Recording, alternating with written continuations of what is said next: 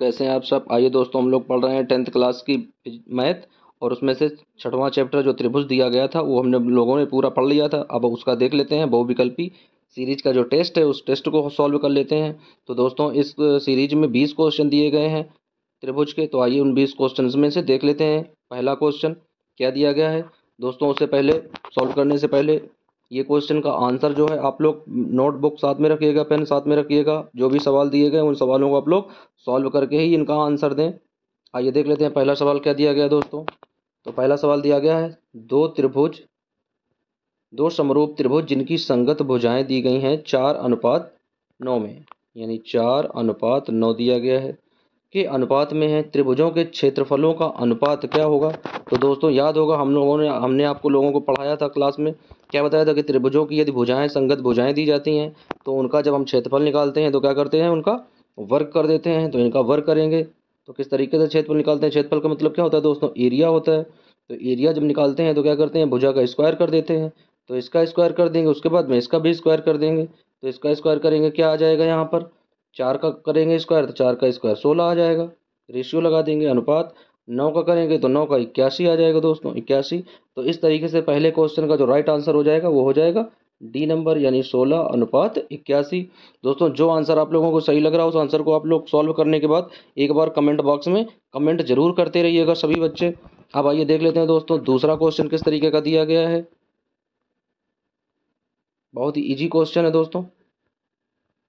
दूसरा क्वेश्चन दिया गया है, एक त्रिभुज दिया गया है एबीसी। यहाँ पर दोस्तों डबल ए लिख गया, जहाँ पर ए लिखा है उसे हम त्रिभुज मान लेंगे इस तरीके से कि वो त्रिभुज का चिन्ह बना है जहाँ पर ए लिखा था। तो दिया गया त्रिभुज एबीसी में, यानी कोई एक त्रिभुज दिया गया है इस तरह का त्रिभुज दिया गया है। तो ए बी कह रहा है कि ए बी है 6√3। उसके बाद में कह रहा ए सी है 12। उसके बाद में कह रहा बी सी जो दिया गया है वो 6 है। तो कह रहा कि कोण बी यानी रूट कोण बी किसके बराबर होगा, उसका मान क्या होगा। तो आइए देख लेते हैं दोस्तों किस तरीके से बना है ये। तो यहाँ पर रख लेते हैं बी है, ये सी है, और उसके बाद में ये वाला जो पॉइंट है ये ए है। दोस्तों आप लोग इस सवाल को सॉल्व करते रहिएगा। तो देख लेते हैं मान क्या दिया गया है दोस्तों। ए बी का मान दिया गया है, यहाँ पर मान दिया गया है 6, रूट का 2, √3 दिया गया है। उसके बाद में बी सी क्या दिया गया है, 6 दिया गया है। ए सी क्या दिया गया है दोस्तों, 12 दिया गया है। अब पूछ रहा है कि ये जो बी है, ये बी का जो कोण है वो एंगल क्या होगा। तो दोस्तों हम सबसे पहले देख लेते हैं सवाल किस तरीके से सॉल्व करते हैं। ये कर्ण दिया गया है तो यहाँ पर आ जाएगा ए सी स्क्वायर इक्वल टू, उसके बाद ये आधार दिया गया है तो ये आ जाएगा ए बी स्क्वायर प्लस ये ऊंचाई दी गई है तो आ जाएगा बी सी स्क्वायर। अब इसकी एक कंडीशन होती है, इस क्वेश्चन की एक कंडीशन होती है दोस्तों कि यदि आधार की जो भुजा है उसका स्क्वायर प्लस जो ऊंचाई यानी लंब की जो भुजा है उसका स्क्वायर करके अगर हम जोड़ दें और वो कर्ण के बराबर आ जाए तो उसका जो कोण होता है वो कौन सा कोण होता है, वह कोण समकोण हो जाता है। तो देख लेते हैं, जब इसका स्क्वायर करेंगे यानी 6 का स्क्वायर करेंगे तो 6 का स्क्वायर तो 36 आ जाएगा इस तरीके से। उसके बाद में जब 6√3 का करेंगे तो 6 का हो जाएगा 36 और 3 का रूट कैंसिल हो जाएगा। तो जब 36 का करेंगे तो 36 गुणे 3 हो जाएगा। अब इनका गुणा करेंगे तो आ जाएगा 108। अब 108 में से ये 36 जोड़ेंगे तो आ जाएगा 144। अब 144 कौन संख्या का वर्ग होता है दोस्तों, वो 12 का वर्ग होता है, तो ये 12 के बराबर आ जाएगा। तो इस तरीके से जो ये बी है, बी कौन सा हो जाएगा, बी हो जाएगा समकोण यानी 90 डिग्री का एंगल हो जाएगा। तो इस तरीके से दूसरे क्वेश्चन का जो राइट आंसर है दोस्तों वो सी नंबर हो जाएगा। अब आइए देख लेते हैं तीसरा क्वेश्चन। दोस्तों तीसरा क्वेश्चन दिया गया सभी समबाहु त्रिभुज होते हैं, यानी समबाहु त्रिभुज जो होते हैं वो कैसे होते हैं, सर्वांग सम होते हैं, समरूप होते हैं, या दोनों होते हैं, सर्वांग सम और समरूप दोनों होते हैं, या इनमें से कोई नहीं। दोस्तों ये क्वेश्चन बिल्कुल ईजी है, इस क्वेश्चन का आंसर आप लोग कमेंट बॉक्स में जरूर करिएगा कि इसका आंसर क्या होगा। तो दोस्तों देख लेते हैं इसका आंसर क्या होगा। दिया गया सभी समबाहु त्रिभुज होते हैं, बना लेते हैं यहाँ पर इस तरीके से। इसकी भी सभी भुजाएं बराबर हैं, इसे मान लेते हैं ये ए है, बी है और ये सी है। इस तरीके का एक समबाहु त्रिभुज है। उसके बाद में एक ये है, इसे पी क्यू और ये आर मान लेते हैं, ये भी एक समबाहु है।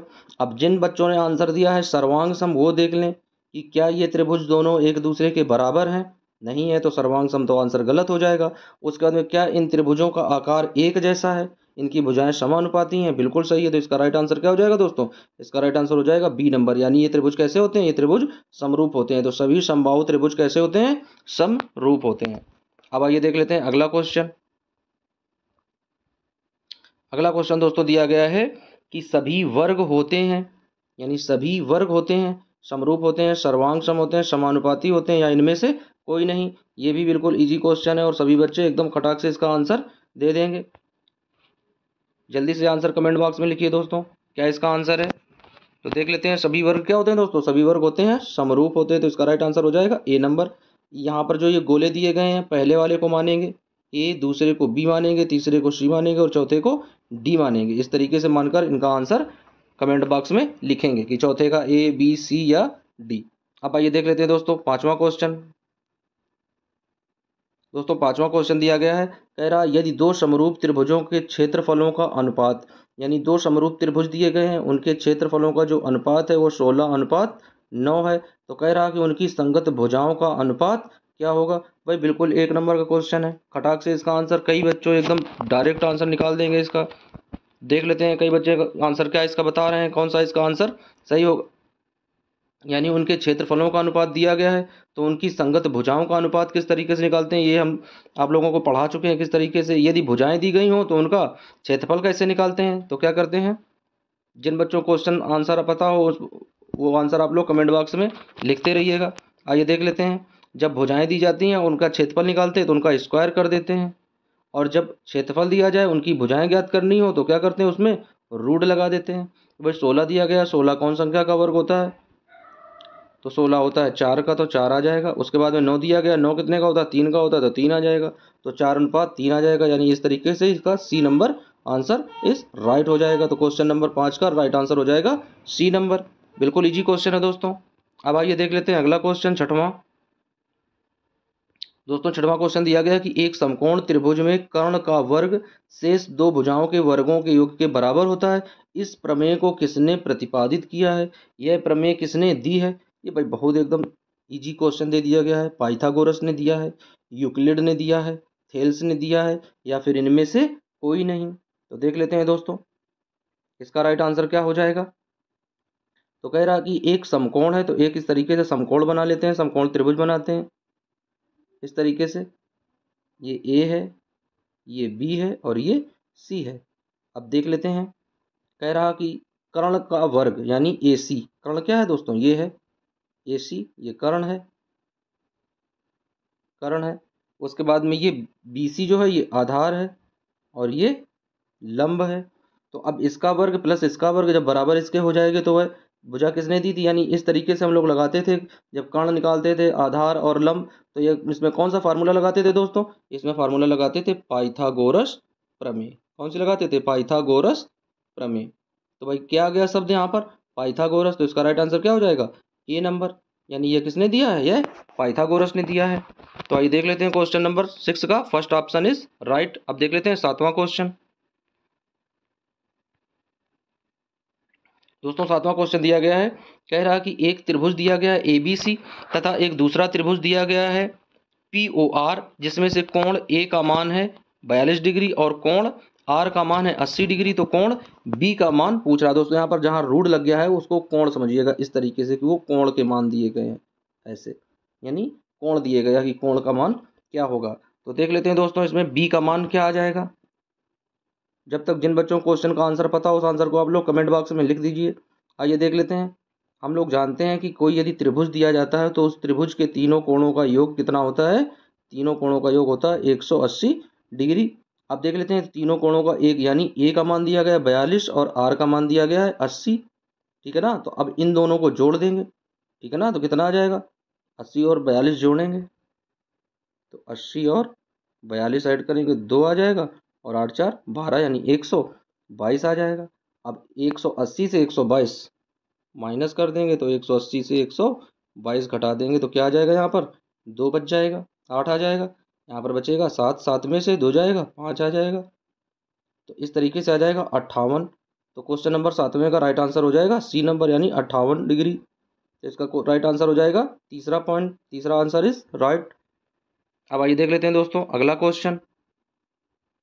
7वें का जो राइट आंसर है वो थर्ड ऑप्शन इज राइट। अब देख लेते हैं दोस्तों 8वां क्वेश्चन क्या दिया गया है। दोस्तों 8वां क्वेश्चन दिया गया है कि एक त्रिभुज दिया गया है ABC, जिसमें से AB एवं AC के मध्य बिंदु में D एवं E इस प्रकार हैं कि DE समांतर है BC के तथा BC बराबर 8 सेंटीमीटर दिया गया है, तो DE का मान ज्ञात कीजिए। तो दोस्तों अभी हमने आपने बताया था क्लास में कि जब इस तरीके का कोई भी सवाल दिया जाए तो उसका क्या करते हैं, सदैव हाफ कर देते हैं। जो भुजा दी जाती है जब एक दूसरे के समांतर होती है तो जो भी मान दिया जाएगा वो उसका क्या हो जाता है, हाफ हो जाता है। तो इसे कट करेंगे कितना आ जाएगा दोस्तों, 4 आ जाएगा। तो इसका राइट आंसर कहाँ पे दिया गया है, राइट आंसर दिया गया है सी नंबर पे। तो क्वेश्चन नंबर 8 का राइट आंसर हो जाएगा सी नंबर, यानी क्वेश्चन नंबर 8 का राइट ऑप्शन हो जाएगा सी। अब देखते हैं दोस्तों अगला क्वेश्चन, 9वां क्वेश्चन। तो आइए देख लेते हैं दोस्तों 9वें क्वेश्चन का आंसर क्या आ जाएगा। दिया गया 2 खंभे जिनकी ऊंचाइयां 6 मीटर और 11 मीटर हैं, समतल भूमि पर खड़े हैं। यदि खंभों के पादों के बीच की दूरी 12 मीटर हो तो इनके ऊपरी सिरों के बीच की दूरी क्या होगी। तो दोस्तों देख लेते हैं ये सवाल किस तरीके से सॉल्व करेंगे। अब कह रहा है कि एक 2 स्तंभ है यानी 2 खंभे हैं, तो मान लेते हैं एक ये खंभा हो गया, सॉरी बच्चों,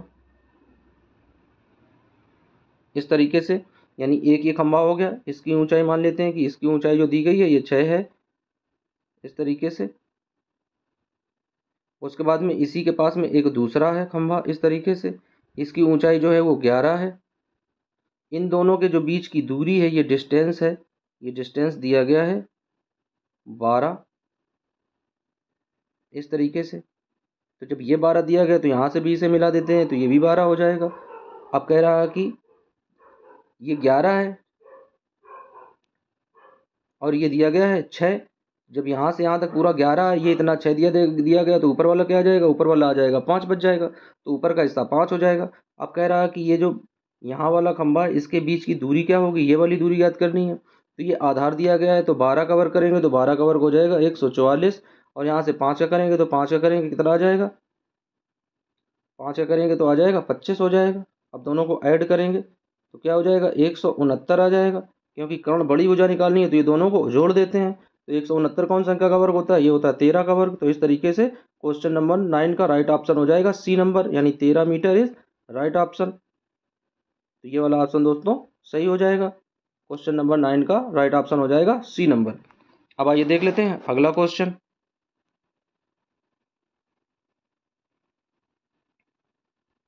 दोस्तों अगला क्वेश्चन दिया गया है ABC और BDE 2 समबाहु त्रिभुज इस प्रकार हैं कि D भुजा BC का मध्य बिंदु है। तो त्रिभुज ABC और BDE के क्षेत्रफलों का अनुपात ज्ञात कीजिए। तो दोस्तों जब इस तरह से कोई चीज़ें दी जाती हैं जहाँ पर उनका क्या होता है, मध्य बिंदु होता है, तो मध्य बिंदु में भी चीज़ें क्या हो जाती हैं, आधी हो जाती हैं, यानी 1/2 हो जाता है। तो देख लेते हैं जैसे कोई एक त्रिभुज दिया गया है ABC, इस तरह से कोई एक त्रिभुज बना होगा तो इसे ABC मान लेते हैं, ABC। अब इसी का कोई एक मध्य बिंदु यानी आधा त्रिभुज इस तरीके से मान लेते हैं, कोई एक इसका आधा त्रिभुज है BDE, तो वो क्या हो जाएगा 1/2 के रूप में हो जाएगा, यानी ABC जो 1/2। अब ये भुजाएं हैं तो इनके क्षेत्रफलों का अनुपात क्या होगा, तो इनका क्षेत्रफल करेंगे तो 1 का स्क्वायर और 2 का स्क्वायर, उसके बाद में संख्या पलट जाएगी तो 2 आ जाएगा, तो 2 दूनी 4 और 1 का 1 आ जाएगा। तो इस तरीके से आंसर क्या आ जाएगा, 4:1। तो राइट ऑप्शन हो जाएगा इसका डी नंबर। तो क्वेश्चन नंबर 10 का राइट ऑप्शन हो जाएगा डी, 4:1 के रूप में। पहले कौन सा दिया गया, ABC दिया गया, ABC का ये आधा है तो ये ABC 2 हो जाएगा, उसके बाद में जो इसका आधा होगा वो 1 हो जाएगा। तो इस तरीके से 2 का वर्ग करेंगे 4 आ जाएगा, 1 का 1 होगा, तो 4:1 के रूप में ये सवाल सॉल्व हो जाएगा। अब आइए दोस्तों देख लेते हैं इसका अगला क्वेश्चन।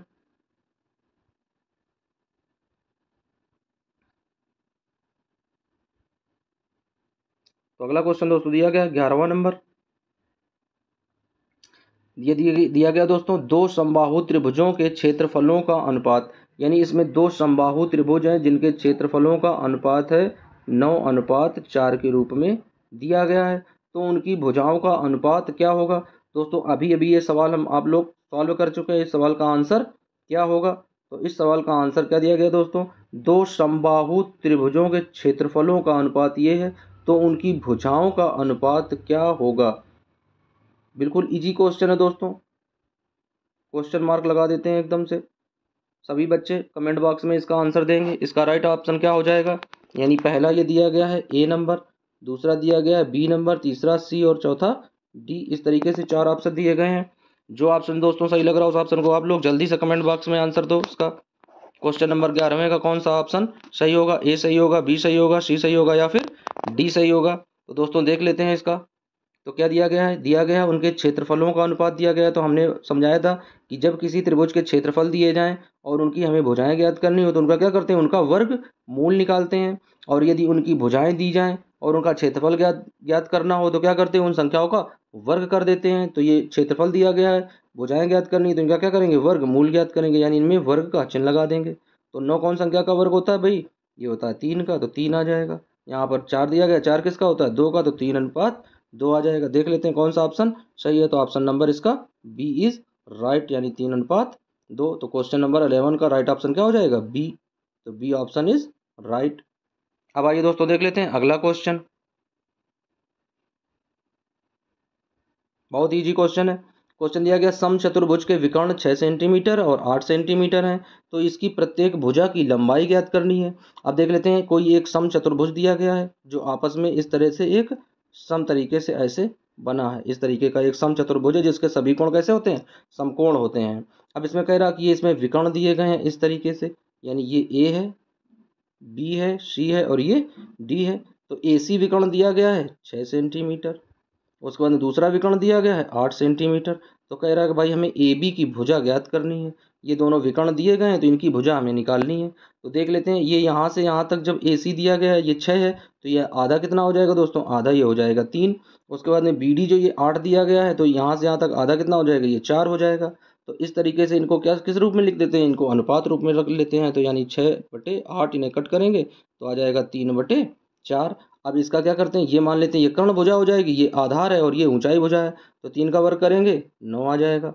उसके बाद में 4 का वर्ग करेंगे 16 आ जाएगा। दोनों को जोड़ेंगे तो 25 आ जाएगा।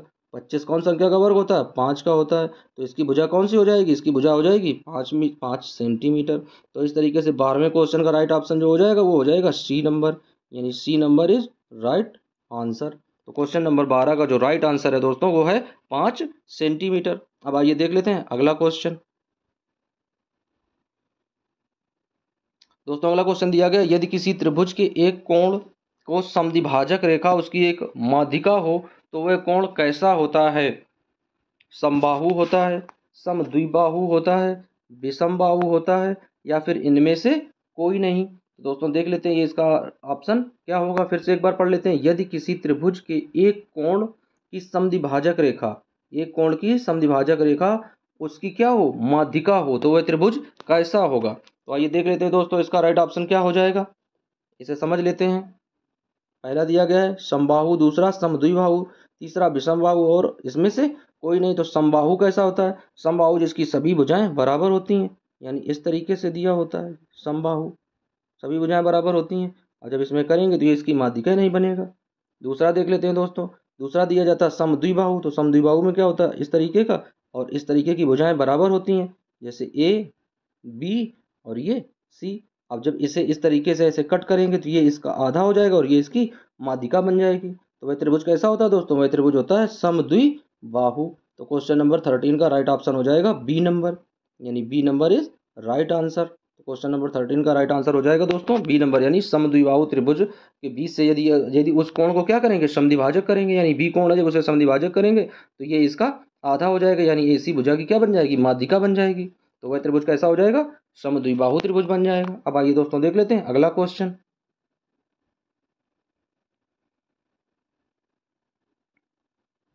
दोस्तों अगला क्वेश्चन दिया गया है, एक समचतुर्भुज के विकर्ण 6 सेंटीमीटर और 8 सेंटीमीटर है, तो इनकी प्रत्येक भुजा की लंबाई क्या होगी? दोस्तों अभी अभी ये सवाल हम लोगों ने एक बार सॉल्व किया है, दोबारा से सवाल वही रिपीट हो गया है। तो इसका आंसर आप लोग जल्दी से कमेंट बॉक्स में दें कि 14वें क्वेश्चन का ए सही होगा, बी सही होगा, सी सही होगा या फिर डी सही होगा। तो इस क्वेश्चन का आंसर आप लोग कमेंट बॉक्स में बताएंगे। अब आइए देख लेते हैं अगला क्वेश्चन। सभी बच्चे इस क्वेश्चन का आंसर कमेंट में करेंगे। इस क्वेश्चन का आंसर यानी क्वेश्चन नंबर जो 14 है उसका आंसर आप लोग कमेंट में कर कर बताएंगे कि इसका आंसर कमेंट में क्या आंसर है वो कमेंट में करेंगे। जो भी 9 है, 4 है, 5 है या फिर 7 है, ये जो भी ऑप्शन दिए गए हैं उनको आप लोग कमेंट करके बताएंगे कि इसका राइट आंसर क्या होगा। अब आइए दोस्तों देख लेते हैं अगला क्वेश्चन। दोस्तों अगला क्वेश्चन दिया गया है, कह रहा है किसी त्रिभुज ABC में B जो है वो एक समकोण है। बच्चों आइए हम लोग जब तक साथ में सॉल्व करते हैं, जब तक जिन बच्चों को क्वेश्चन आ रहा हो वो लोग आसानी से उसे सॉल्व करते हैं। देख लेते हैं, एक त्रिभुज ABC है, उसमें से B जो है ये समकोण है। तो मान लेते हैं ये A है और ये C है। तो AB बराबर दिया गया है 12 सेंटीमीटर, 12 सेंटीमीटर। उसके बाद में BC बराबर दिया गया है 5 सेंटीमीटर। तो कह रहा कि AC का मान ज्ञात करना। भाई बिल्कुल इजी क्वेश्चन है।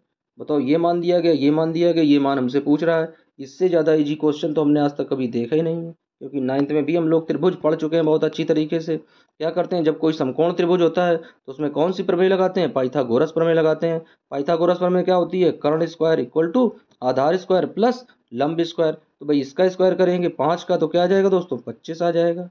उसके बाद 12 का स्क्वायर करेंगे तो क्या आ जाएगा? 144 आ जाएगा। दोनों को जोड़ेंगे तो क्या आ जाएगा? 169 आ जाएगा।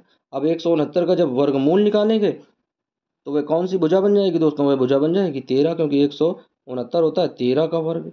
इसका राइट ऑप्शन क्या हो जाएगा? ए नंबर। तो क्वेश्चन नंबर 15 का राइट आंसर हो जाएगा दोस्तों ए नंबर, 13 सेंटीमीटर। अब आइए दोस्तों देख लेते हैं अगला क्वेश्चन।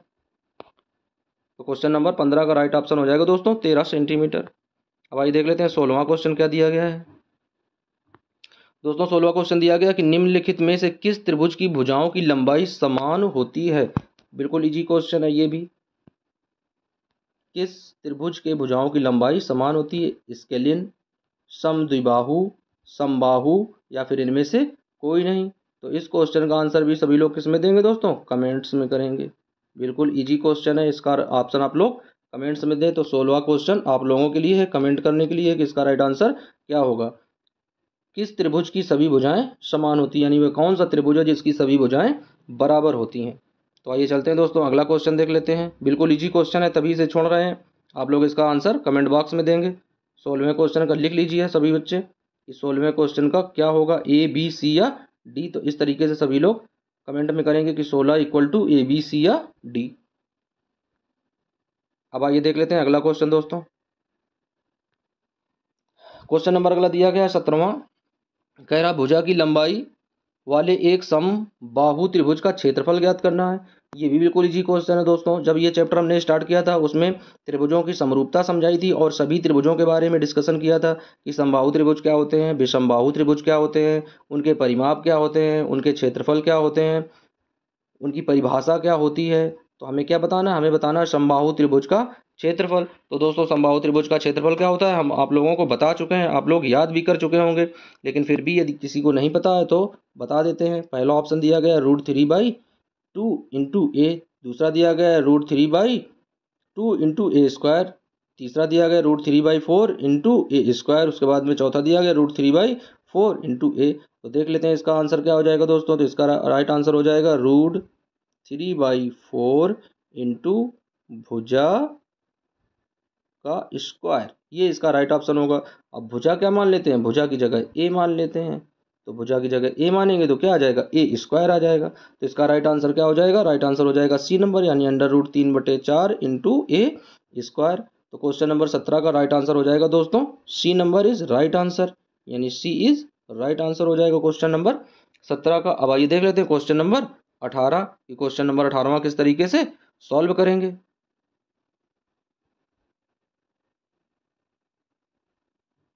आइए देख लेते हैं दोस्तों, बहुत ही इजी क्वेश्चन है। 18वां दिया गया है डी और ई त्रिभुज ए बी सी की भुजा ए बी और ए सी के मध्य बिंदु हैं। यानी देख लेते हैं कोई एक त्रिभुज दिया गया है ए बी सी, इस तरीके का त्रिभुज एक बना है ए बी और सी। कह रहा है कि ए बी और ए सी के मध्य बिंदु हैं, यानी डी। तो इसका ये डी हो जाएगा और इसका ये ई हो जाएगा, ये डी हो जाएगा और ये ई हो जाएगा। इस तरीके से इसके ये मध्य बिंदु हैं।